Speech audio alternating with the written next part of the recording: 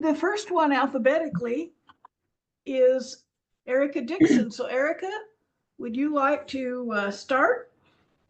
Yes, I would love to start. So I think I'll use my 5 minutes to tell you all a little bit about myself. Erica Dixon is my name. So I'll start with my aha moments or a little story leading into my aha moment of when I decided that this is what I wanted to do and commit myself to. I started in the school district in 2016 as an attendance secretary at Alpha Heart. Halfway through the year, they had a need for an instructional aide, so moved into that position. At the end of that year, they had an opening for a homeschool communicator. If you're not familiar with that position, it's a liaison between community and our school system. Did that for 2 years at Alpha Heart, and then there was an opening in the administrative building. Some people call it the board office, Aslan, for an assistant. At the time, it was an assistant supervisor of student services, which then became the assistant director of student services. In that role, working with our students and homeless population. I was a trainer, equity trainer in the district, restorative practices trainer in the district, helping resolve a lot of conflicts, working with disciplinary issues, and a lot of work with parents in that role. And so, in that role, we met monthly as administrators, presented with data just to see how we could help all of our students see success.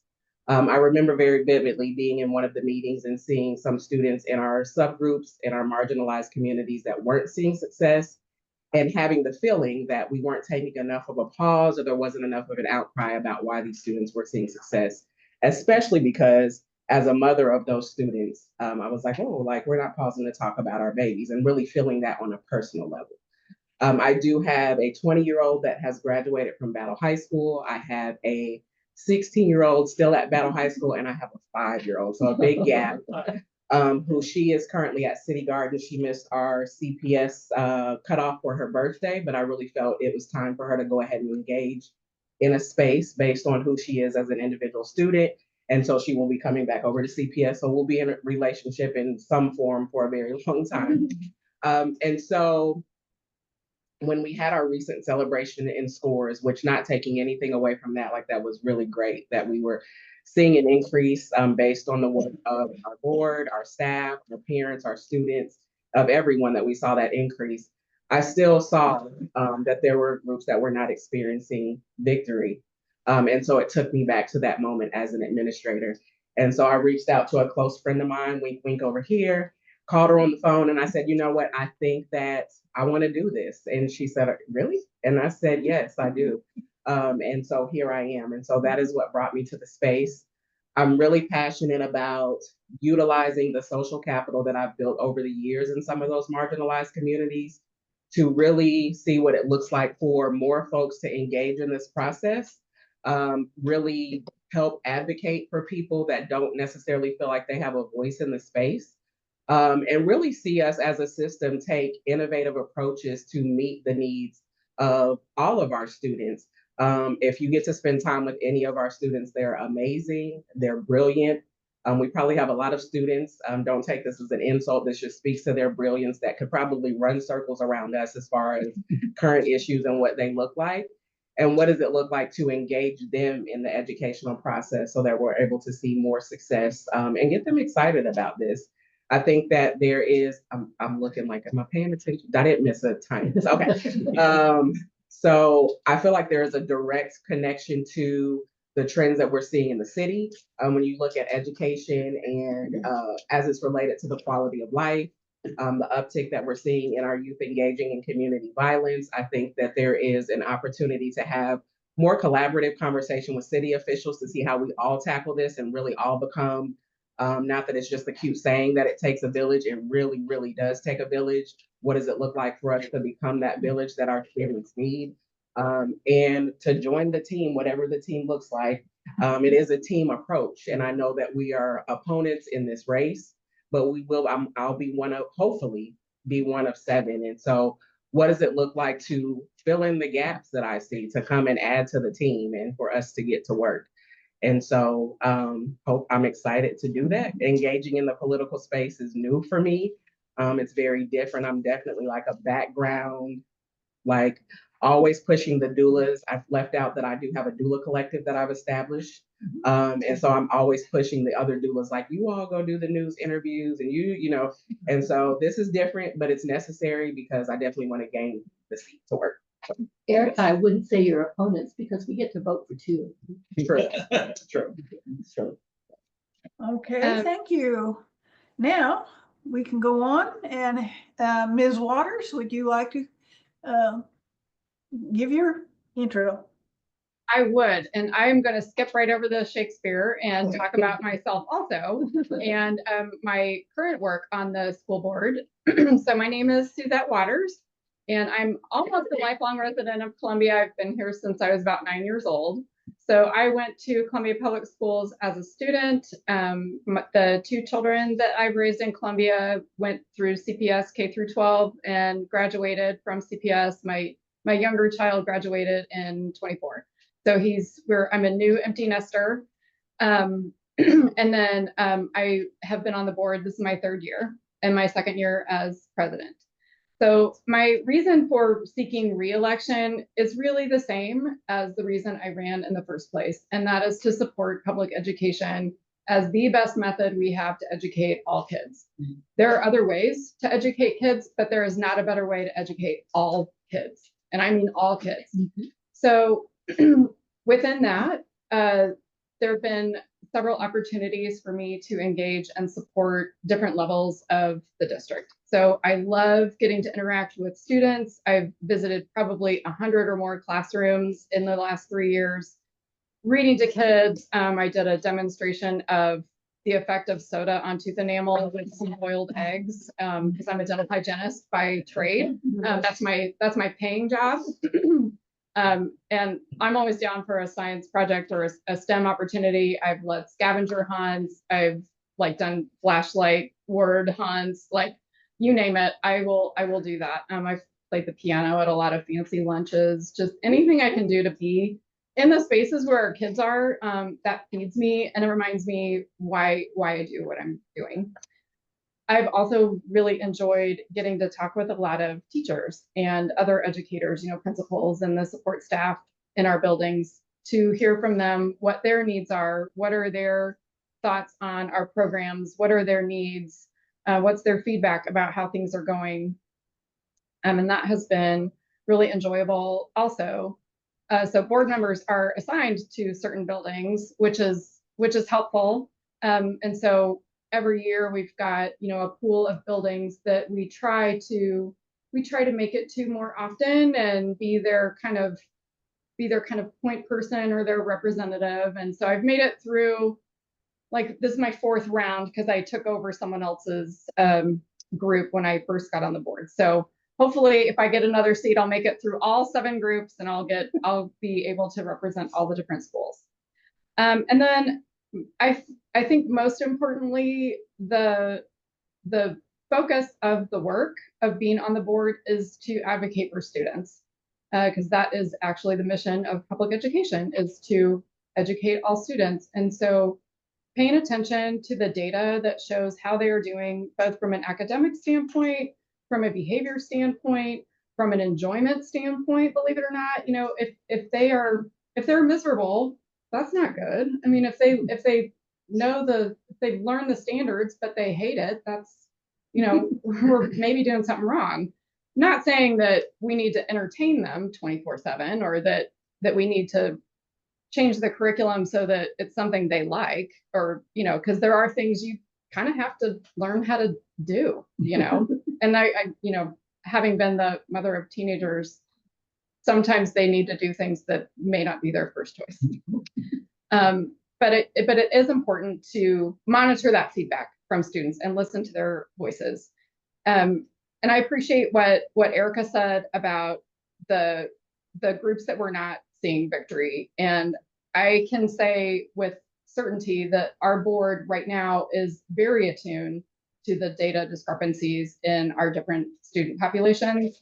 We get data on how achievement looks and attendance and behavior referrals for all the different racial demographics, for students with IEPs or individual education plans. students on free reduced lunch, students who are English language learners.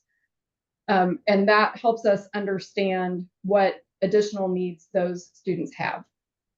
And then the question becomes, how do we move these numbers? And that is not a new question. That is a question that we have been asking in this country for decades, and we will continue to ask it. Hopefully along the way, we are moving individual children along in their journey. So my goal is to continue to advocate for public education in the legislature, like I've been doing locally and within our buildings. The end. Okay, thank you. I should point out, and it's been brought to my attention in the chat, that there are 2 openings for the school board. There are 3 candidates. The third one, Ken Rice, can't participate today because he's opening a new Pickleman's restaurant, but you have to keep that in mind. All right, now, next we will go to questions. And even the press, whomever is here, I understand there's a member of the press here, you're welcome to ask questions as well. And if you are in the room, I can't see you, raise your hand, and unless you put it on chat or somehow convey to me that you have a question, I won't know it. So maybe you'll have to put it in chat. But I do see a hand up. Our ever reliable Herb Tillema has a question. Now, I will ask each of you to answer his question. We'll start, but once he asks it, I'll start with Suzette Waters. Okay, Herb? Ever reliable. That's not the You're first time reliable. I use that phrase. It's a misnomer. As I'm sure both of you know, 6% or roughly that of the Columbia School District budget comes from federal sources. And as I'm sure you know, all social funding by the federal government is currently under threat. The dollars are big enough and important enough, the threat's great enough for instantaneous hard planning. What do you think we should be doing in terms of this serious possibility of drastic cuts? One, will you find a way to stop it, prevent it? 2, do you have other sources in mind that can be tapped to replace it? Or 3, do you have areas or categories that you would be prepared to cut if we get serious reductions? Okay, that'll there's a heavy question. Ms. Waters, you are first. Okay. So yes, I'm aware of the federal component of our budget. It in some years has been as much as almost 10%, like closer to like 9.5%. That largely covers our title funds and some special education. The nutrition services funding is a little bit different, but we are already experiencing some pain in the cessation of some of our grants, our federal grants. We had, I think, 3 English language learner teachers that were grant funded, and that grant was just suddenly yanked, like recently, like within the last couple of weeks. So now it's up to us to absorb the cost of those teachers because we need them. You know, we had an influx of refugee students and they need services. So we're having to absorb that cost. As far as what to do to replace that revenue, well, so some measures that the federal government is talking about, I think will be hung up in the legislature, and hopefully the funding will continue to come in while it is hung up in the legislature. But replacing those funds, there's state funding and there's local funding, and that is it. So our state funding is also going to drop. It just is. And we, even now, there is not sufficient, the governor does not want to fund the promised increase in the state adequacy target. So we're looking at less revenue than we were promised. And then the other pool is local funding. And we're going to do whatever we can to delay a levy ask. We are going to look for efficiencies in our operations by any means possible and prioritize making cuts that don't affect students. So we had better write our congressmen and our senators about the issues. Yes, please ask them to fulfill the promises of Senate Bill 727 and fully fund the foundation formula.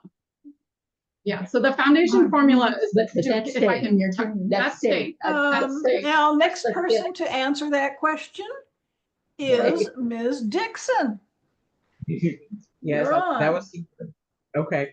That was super informative. I think another to build on what Suzette was saying, I think is the approach that I will take. I think if that we have to rely on local funding, it will be very important for us as a system to make sure that we have good relationship with the people that we're asking for money from, in the way that we conduct ourselves. And I think that is going to be, I know that our current board, you know, believes they took the necessary measures. I know there was a lot of uncertainty in the change in leadership, and so I think it will be important for us to, as a team, rebuild that relationship in the areas that it was damaged, and then continue to build stronger relationships with the people in whatever way we are asking. In the capacity of having to go to them and ask them for more, which seems like that will be the direction that we're heading in. And really engaging them in what that needs to look like for them, really engaging the community. So that's what I would add to that. So yes. Is that it? Okay, thank you. We have a question from here. I see that, pardon me. I see that No. Dave Mallory. Leslie, we have a Dave question in the Mallory, yes. room. Can someone at the table ask a question, please? Yeah, somebody sent me an email or a chat that David Mallory has a question. So why don't we go to David Mallory and ask him. What is your question, David? My question, I was not aware of the board members were assigned to specific schools as liaisons. My question would be slightly different to both of us. Suzette, as a,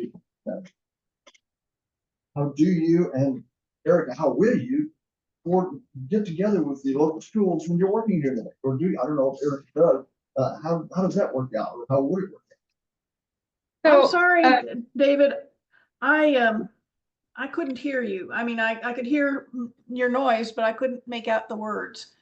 Could somebody closer to the microphone That'd be awesome. tell me what Suzette's gonna that repeat. was? Suzette is gonna repeat the question. Yeah, repeat the question, but get closer to the microphone.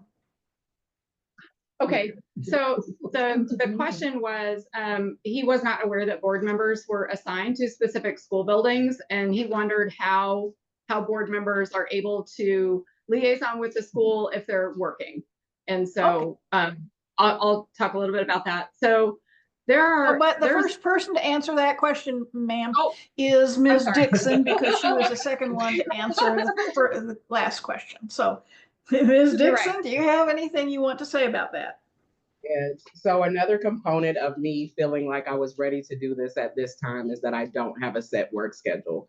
I am the founder and CEO of the Mid-Missouri Black Doula Collective and also the executive director for the Missouri Community Doula Council. And so one of the benefits of that is being able to kind of make my schedule around the things that I feel are important and be supported by people that know that I are passionate about the things that they know that I'm doing. And so we already have an educational doula pilot in two of our schools, Battle and Douglas, where I do spend quite a bit of time in the schools already. So hopefully we'll transition into the role of being a board member in the same way. But I do have the time and capacity. Hopefully, I know I'll be assigned to certain schools, but I would love to spend some time in all of them, honestly. I do have the time and capacity to do that at this point. Yeah. Okay. Thank you. Let's see here. Let's see here. Pause, cancel. All right. Now, Ms. Waters? Suzette Gets the answer. Suzette needs to answer now. Yeah, it's your turn to answer, Ms. Waters. Okay, thanks. So you can totally go to any school building you like. There's a lot of opportunities outside of the 8 to 5 work hour to liaison with the schools. Some of the schools start before 8. They have weekend events. There's evening things. There's There's like community events in the evenings. They'll have their carnivals, their PTA meetings, their like reader showcases. A lot of stuff happens in the evenings. So I work part-time. I have worked part-time for years. I work really part-time right now. I'll probably add some more hours back into my schedule when I'm not doing this role anymore, when I'm not board president anymore, and not just a board member, because that's still a lot. But when I don't have the additional duties of being president, I'll be able to be available during the day, because that is when kids are there. So you can, I've been able to attend some evening events and still see kids, but it's different than being able to see them in the classroom. So, but we do have board members that work full time, and it is a challenge. So, you know, people do what they can, but having time to be available is, it does offer a lot of nice benefits. Well, I didn't have to put up any. Okay, thank you very much. I see here that in the chat that Alice Turner is in the room and she has a question. Alice, keep in mind, I have trouble hearing unless you're really up close, I think. Boom out.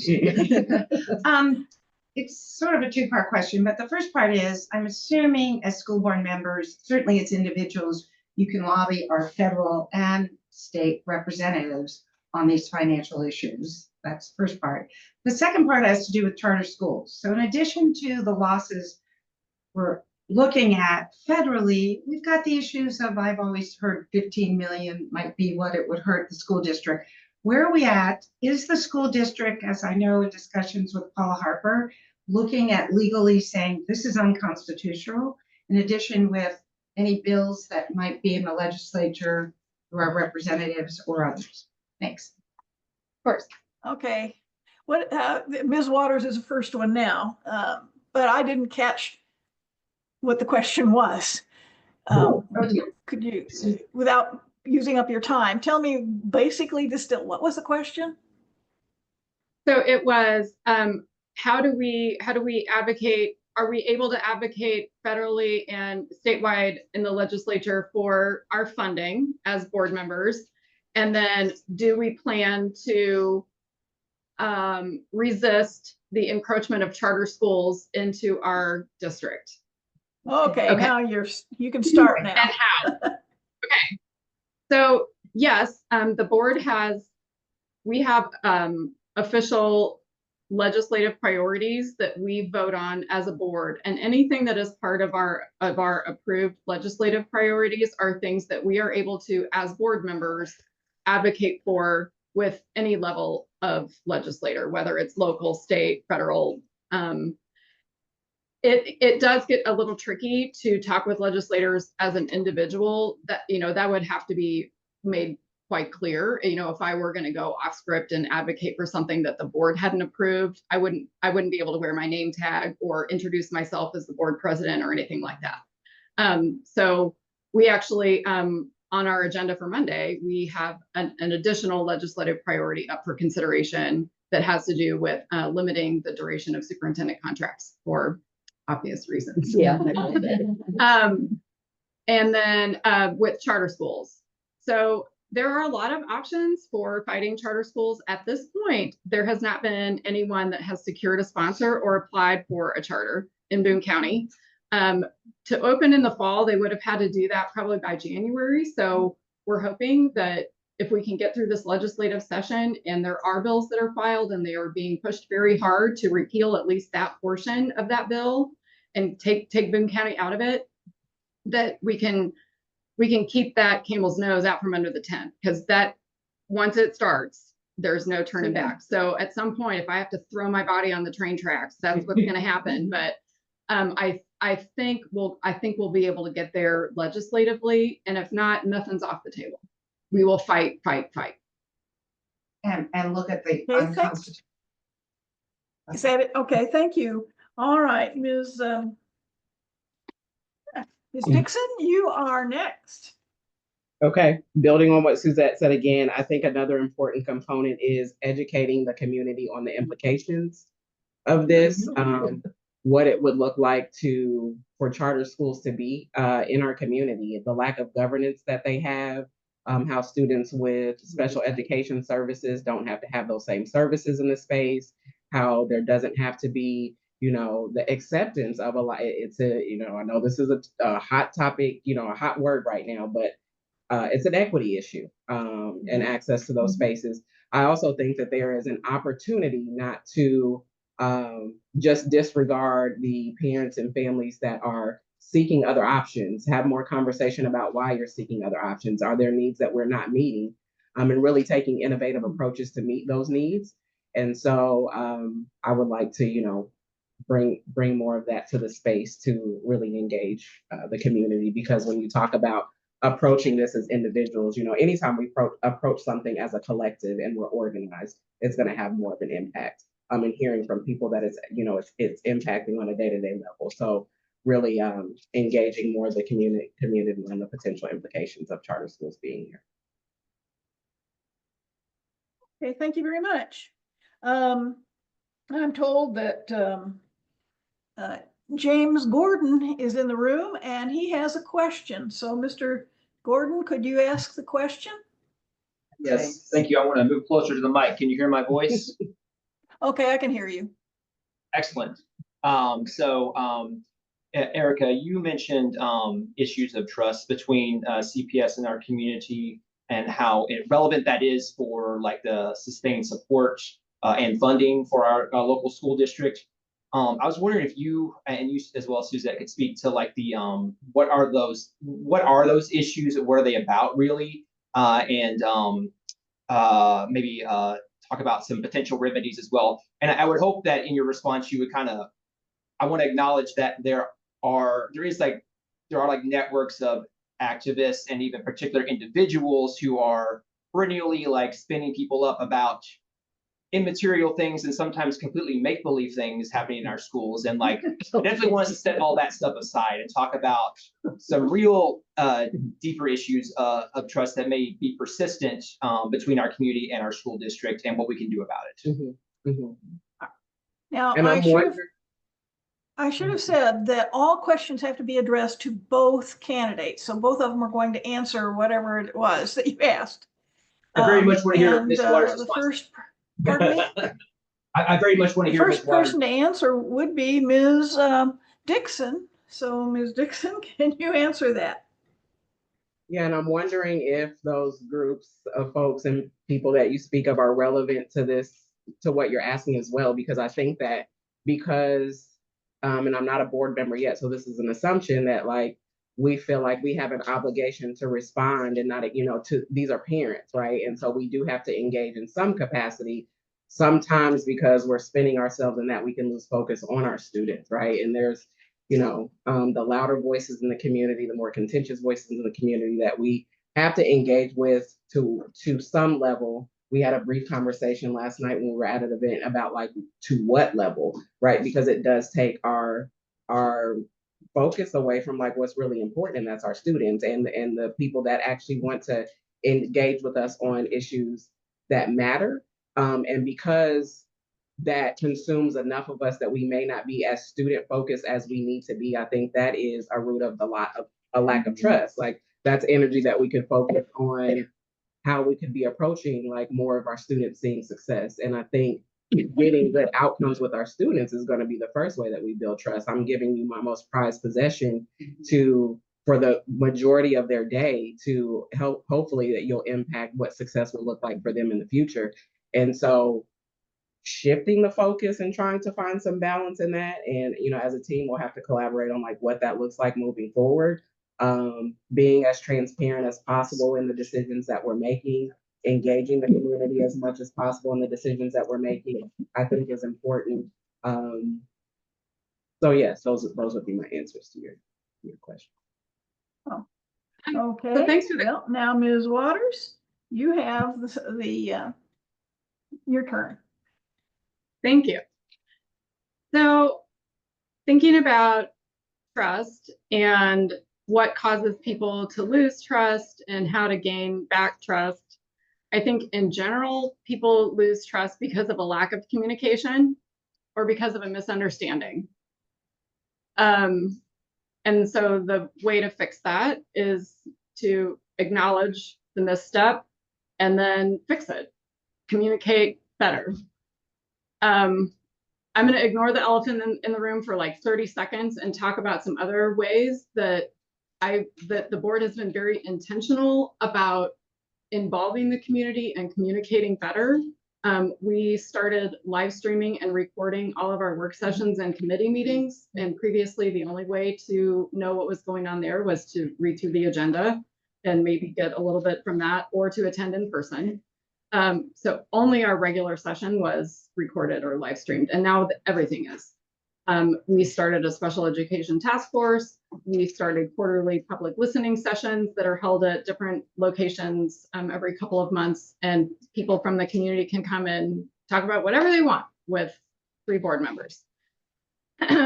We've gone through several public facing processes in the last couple of years. We replaced a vacancy on the board. That was a big deal. I've been president for like 1 month, and then we had somebody resign, and we had to fill that vacancy in a way that was going to satisfy the curiosity of the public, that was going to be transparent. There were a lot of like posting rules that we had to follow, and legal rules, like how can we vote? We have to put our names on the ballots. Like, I spent hours talking with our attorneys about like, how can we do this? How do we involve the public? We set up a separate email address for people that wanted to say something to us about that, so that they could go right to the website and find that. And that went well. We initiated a boundary change. Like, having lived through boundary changes as a parent, I know that can bring out, that brings out a lot of emotions. And again, we instituted a lot of, we had surveys, we had public listening sessions. We incorporated that feedback. Oh, did she say stop? It's No, time. shoot. It's time. My clock says it's time. Okay, I see that. Okay, so the elephant in the room. Copenhagen has had her hand up. Nancy, do you have a question? Yes, really more of a explanation. I would like for them to address, for those who might be listening and don't understand that, how Columbia has done such a good job of providing alternatives within Columbia Public Schools, so that charter schools aren't really necessary, with your special programs in all different areas and levels, your special schools and those kinds of things. Could they address that? Okay, well, Ms. Waters, you're first. What about our special programs? Yeah, we have so many great programs at Columbia Public Schools. So, I mean, the obvious first thing to mention is the lottery schools. We've got Locust Street Expressive Arts. We've got Benton STEM. We've got Jefferson Middle STEM. I know there's like Ridgeway, which is the autonomous school. There's a lot of opportunities within the lottery system. But even if you don't happen to win the lottery, we've got a career center that offers like statewide recognized level programming and a lot of career and technical education. And that is a gem and a half. That is a very, very highly regarded program statewide that offers kids like a lot of real world experience. And like, my son graduated and sat for the EMT, like took the EMT test. So he's now an EMT as a freshman in college. And my daughter got her food handler's license and worked as a chef because of the classes she took at the Career Center.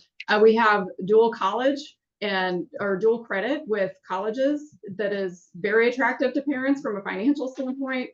We've got the Boone County Nature School, for goodness sake. I mean, that program, every 5th grader goes out there and they learn about orienteering, they learn about birds, they learn how to cook from like the native species that they can gather. And that kind of place-based opportunities are afforded, those opportunities are afforded to all CPS students. So there's a lot of really wonderful things you can get at Columbia Public Schools without having to seek out other opportunities. Okay, I appreciate that. Ms. Dixon, what do you have to say about this? So yes to all of that. I'm not going to say but, I'm going to say and. I would like to see more, and with what we currently have, I would like to see more of our community be knowledgeable about those spaces, have increased access to those spaces, more diverse representation in those spaces.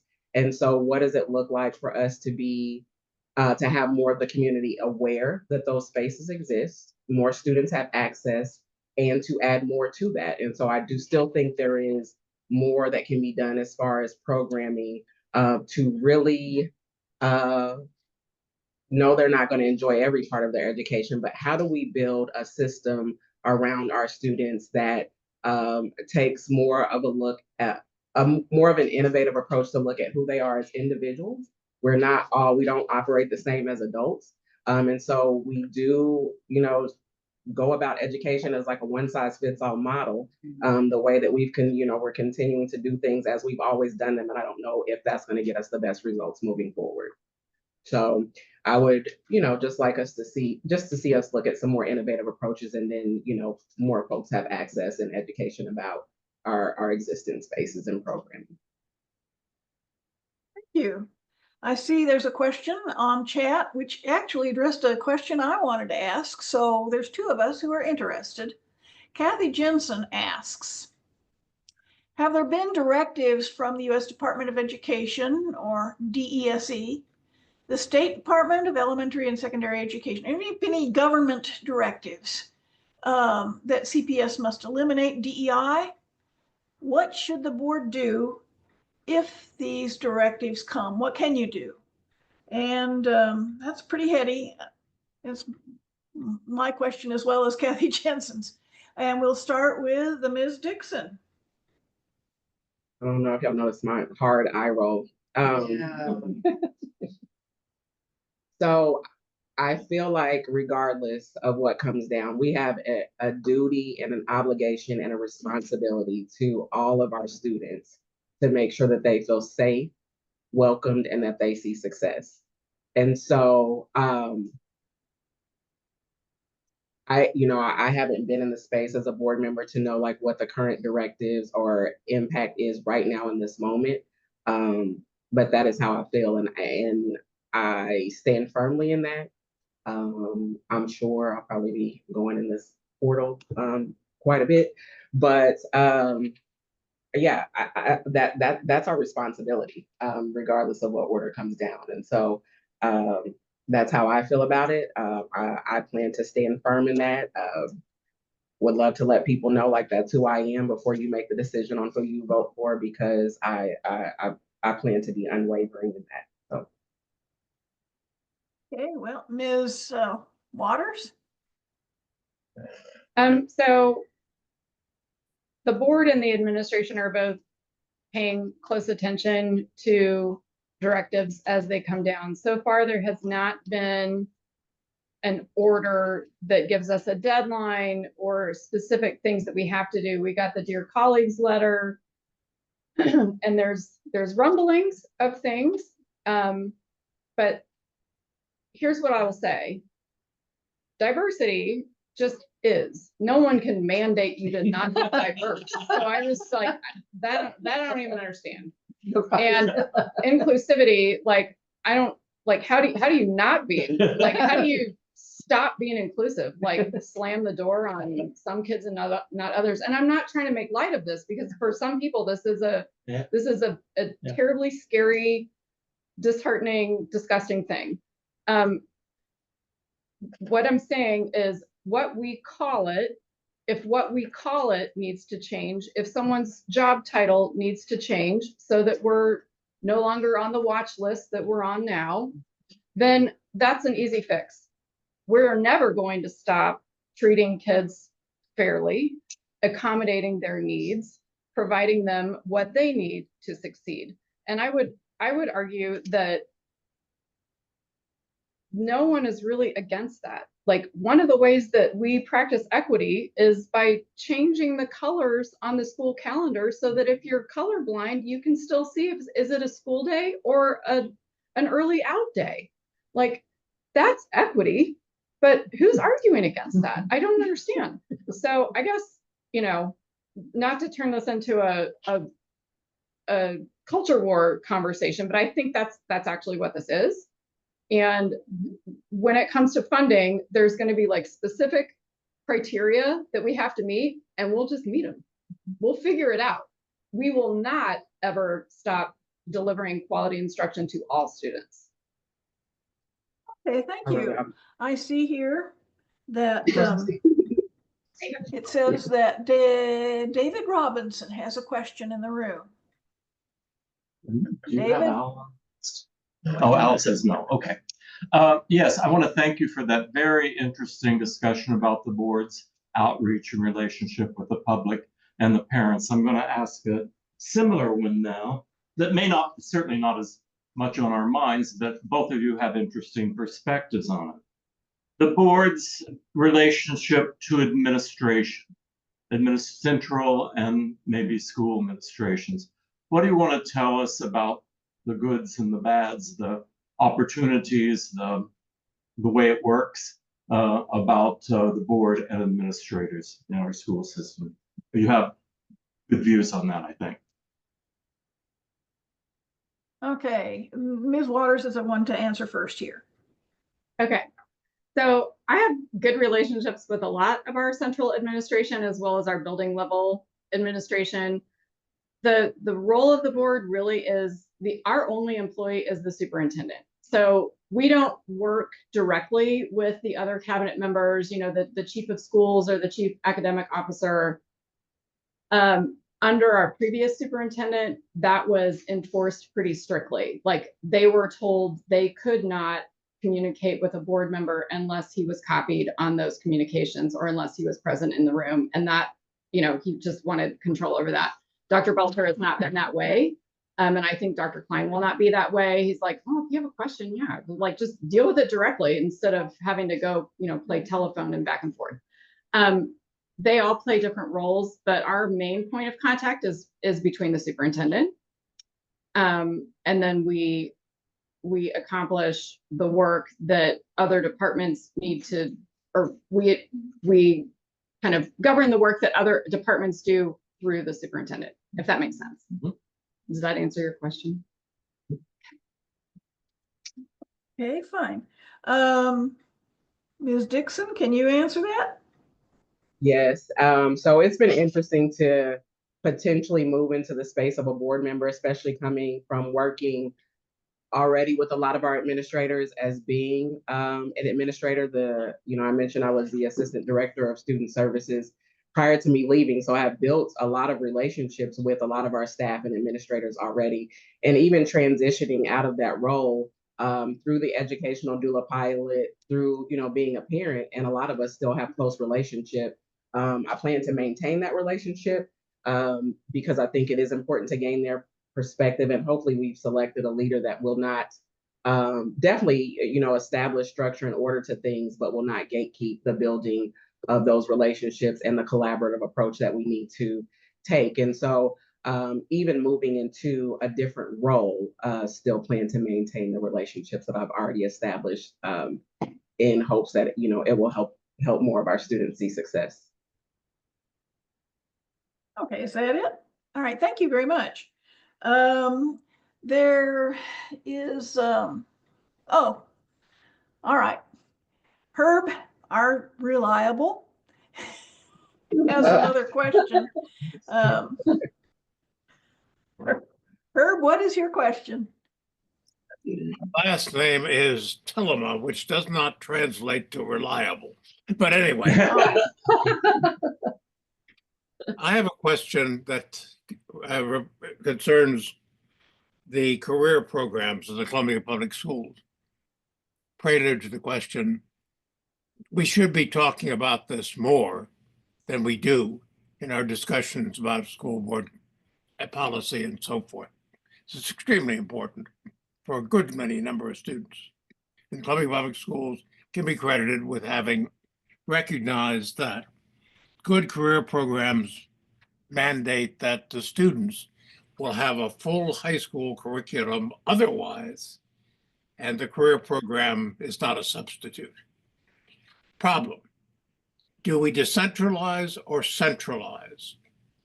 the offerings of our career programs. We choose mostly to centralize in the building down near Rockbridge. Benefit, it's fairly efficient. Problem, Oh, well, is that's there all for you. transportation difficulties with that, which can be addressed by decentralization. okay. What are your thoughts on this question, each of you? Well, Ms. Dixon, you're the first one to answer. I missed the last part of what he said. I'm sorry. Should we be doing more to decentralize the career offerings of our school district in order to cut out the transportation times, transportation difficulties, scheduling problems that come with having to draw students from all over the district to one place for all programs? Can I simply say yes? I believe that we should. Okay. Not a long answer. I'm sorry. Okay. But yes. Yes. I didn't understand your answer. You want it decentralized? Yes. And I said, I'm sorry, I don't have a very extensive answer because it's yes, we should. Good. Yes, we should centralize. I'm sorry, Is that- decentralize. All right, is that it? Okay, then Ms. Waters, you can answer. Yeah, so we do have sites at all of our high schools that offer some measure of career and technical education. Hickman has a welding lab and a kitchen. I think Battle also has a kitchen. There's a kitchen at the Career Center. Not all programs would be fiscally feasible to put in all buildings. Like the Career Center we're doing a multi-million-dollar expansion right now, including like an automotive lab that requires super tall ceilings and a lot like special ventilation, and like to duplicate that would be cost prohibitive. So there are currently duplications of a lot of the Career Center options. You can do a lot of the early biomedical science and health related classes at any of the buildings. But if you want to do something super specialized, you go to the Career Center, and they have the whole horticulture center. To build one of those, to build 3 of those would be cost prohibitive. So I think there's a balance to be had. And the transportation is for real, but at least they're getting it.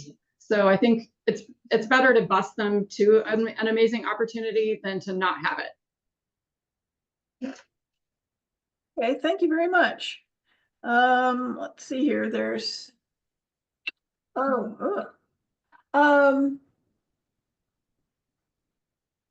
think David Luthold's question was next. David Luthold's question, I'm not sure that Ms. Dixon can answer it, but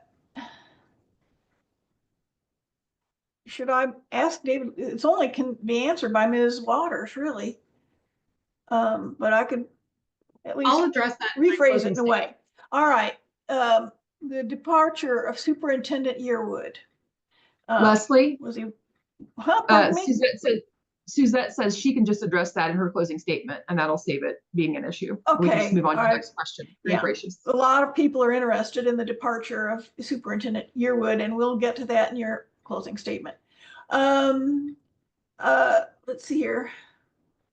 One more question. Ooh, I don't think we even have time for one more question. I think we're going to have to give final statements. I really appreciate the time that you have spent answering and addressing the concerns we have.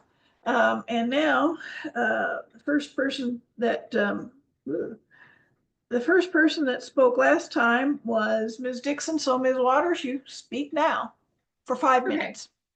Okay, well, I'll take a minute to talk about the departure of Dr. Yearwood. I do not know if he was escorted from the building. That was not handled by myself or anyone on the board. So that's that question. What I think is the question people want to know was, why did we pay him so much and what happened? What happened is an employment matter, and that is closed by statute. So although I'm an elected official in this capacity, I'm also the employer, and I just can't talk about the reasons that we pursued a separation with him. When we decided to part ways with Dr. Yearwood, we were informed by our attorneys that we had 3 options. We could terminate for cause if we had sufficient documentation, we could buy out the remainder of his contract, or we could negotiate a settlement. Their advice to us was, for a lot of reasons, and I'll keep it brief, their advice to us was that by far our best option would be to negotiate a settlement and require a release from future claims. Not My phone's on silent. Turn it off. Not because we had any, not because he had something on us or we felt like we had done anything wrong, but just because in this day and age, people sue. He was an older minority man that had a health condition. And our lawyers were like, if you don't get a release from future claims, you will probably get sued. And that will follow the district for 3 to 5 years and be terribly expensive. That will cloud your ability to hire a new superintendent. What did the attorneys advise? I didn't catch your answer. To separate. Pardon me, but I only want to hear from Ms. Waters, not from anybody else right now. Well, so that's what we did. He had a 3-year contract. So that informed the negotiation. That is a hard thing to settle yourself out of. We did the best we could. It was cheaper than a buyout. And we got that release from future claims. And by comparison, St. Louis Public just fired their superintendent. They terminated, and now they're getting sued. Wentzville recently bought out their superintendent for $1 million.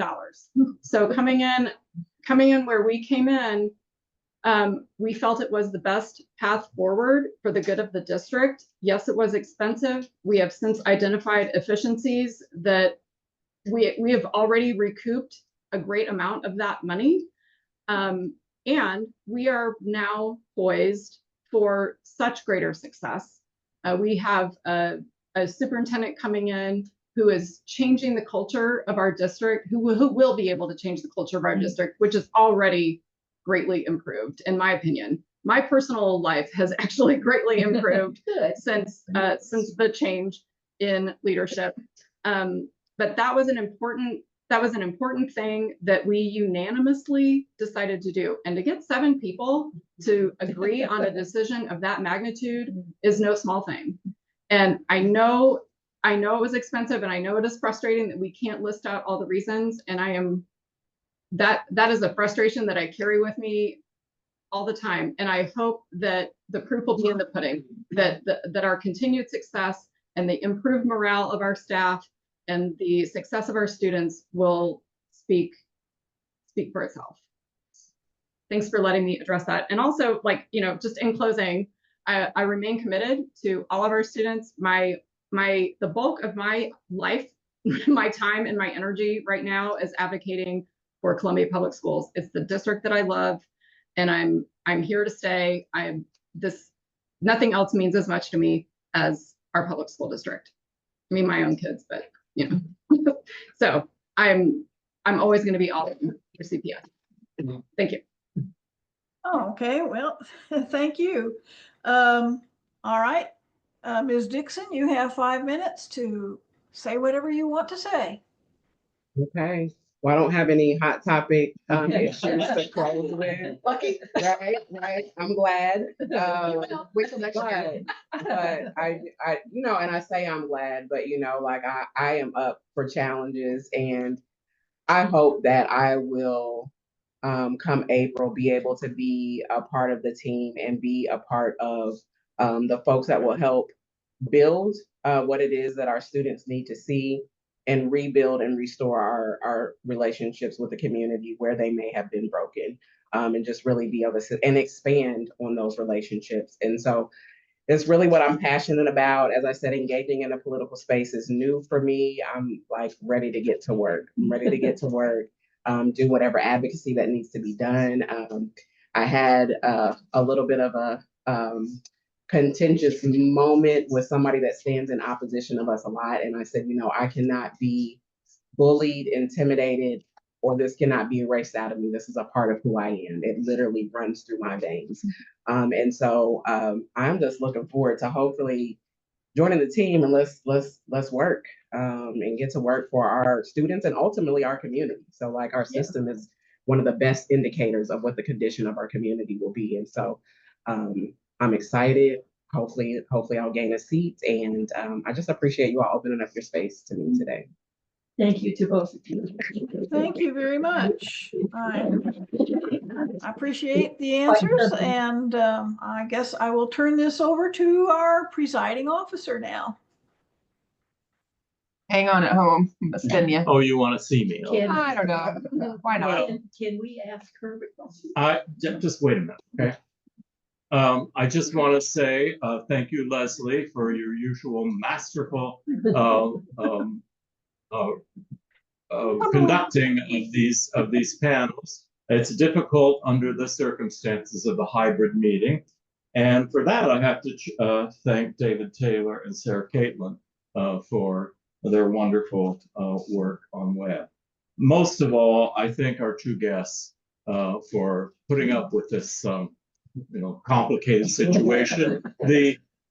There were some wrinkles at the end. You generated a whole lot of questions that couldn't be answered. We didn't have time to answer for. That often happens with interesting discussion. So I'd say thank you very much once more. And I'll tell you that we're going to have a small business meeting now, and it'll go about 15 minutes, and we would not be insulted if you decided to get on with your busy lives, or you can sit around and listen to all our announcements and discussions. And the most important thing, if we can, is to ask her how Sue is doing. There's always interest in her progress. I did not anticipate being able to make it today. I've missed a whole string of events, and I apologize. I try to be reliable. Be reliable and tell if Sue is doing better. But as I talked to David this morning, and I may have talked to you before. No, it was not the opportunity.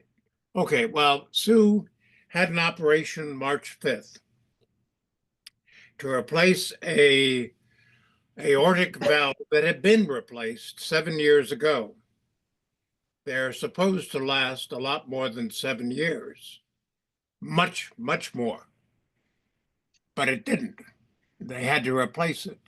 And the operation, because of the particular valve, the particular heart, turned out to be much, much more difficult and complicated and open chest. And she damn near died. They had to give her more than 6 liters of blood products. Okay, they were talking about 13 pints equivalent. They kept her under sedation for 24 hours after the operation, not permitting her to come to consciousness. When they woke her up, however, there was a hopeful sign. And Sue has been still in hospital, not in hospital, but in advanced nursing care at a place called post-acute. This more than a month after the event, and she'll be there at least another week, possibly longer.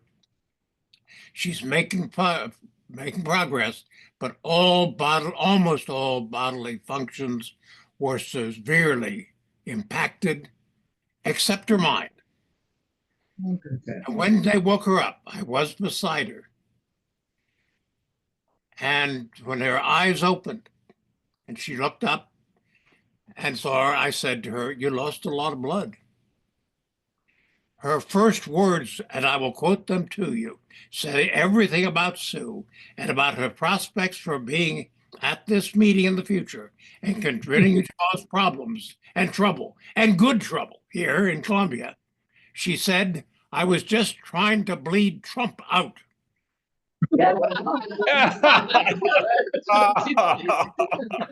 Anyway, have a fun business meeting. Sue is on the mend. Slowly, it's very serious. I can't guarantee how regular we can be at events. I didn't go to the chili supper or anything else, but we'll be back and feisty as usual. Have fun. Does she